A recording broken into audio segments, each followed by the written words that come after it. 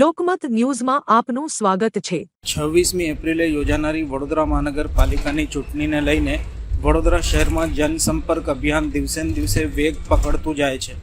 ખાસ કરીને ward number 15માં Bharatiya Janata પાર્ટીની પેનલ દ્વારા જોરદાર પ્રચાર કરવામાં આવી રહ્યો છે, જેને લઈને વિસ્તારમાં સકારાત્મક માહોલ જોવા મળી રહ્યો છે।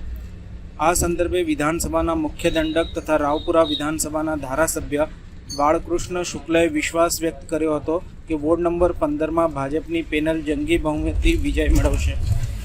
તેમણે જણાવ્યું હતું કે પક્ષના ઉમેદવારોને મતદારોને સારો પ્રતિસાદ મળી રહ્યો છે, જે જીત માટે શુભ સંકેત છે।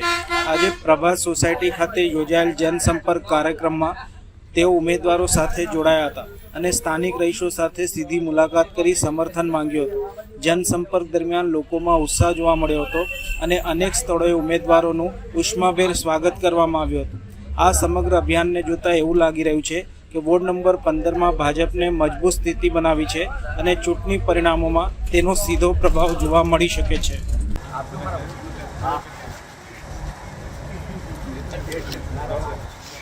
વડોદરા શહેરમાં 19 વોર્ડમાં 70 ઉમેદવારો જ્યારે વિજય પ્રચાર કરી રહ્યા છે ત્યારે અને એ પ્રચારમાં અમારા પાર્ટીના તમામ નેતાઓ, તમામ ચૂંટાયેલા પ્રતિનિધિઓ જોડાયા છે।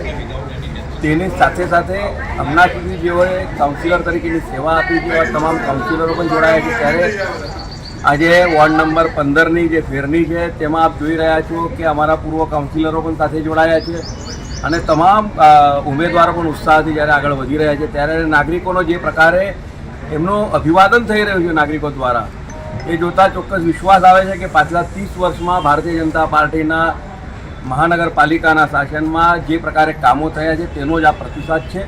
આપના માધ્યમથી તમામ નગરજનોને હું વિનંતી કરું છું અને એમની પાસે હું વાત મૂકું છું કે જે પ્રકારે હમણાં સુધી તમે 30 વર્ષથી ભારતીય જનતા પાર્ટીના તમામ ઉમેદવારોને વિજયી બનાવ્યા છે, એક પ્રકારે આ વખતે પણ આપ વિજયી બનાવો, જેથી કરીને જે એટલા મોટા સરસ મજાના પ્રોજેક્ટ હાથ પર લીધેલા છે એ બધા જ પ્રોજેક્ટ પૂરા થશે અને આગામી દિવસોમાં આપણા વિસ્તારની કોઈ પણ આંતરમાળખાકીય સુવિધા જેના અંદર ખોટ વર્તતી હશે તો અમારા ચૂંટાયેલા પ્રતિનિધિઓ કાઉન્સિલરો તેમને આપ જાણ કરશો તો બધા જ કામો પૂર્ણ કરવા માટે આપણે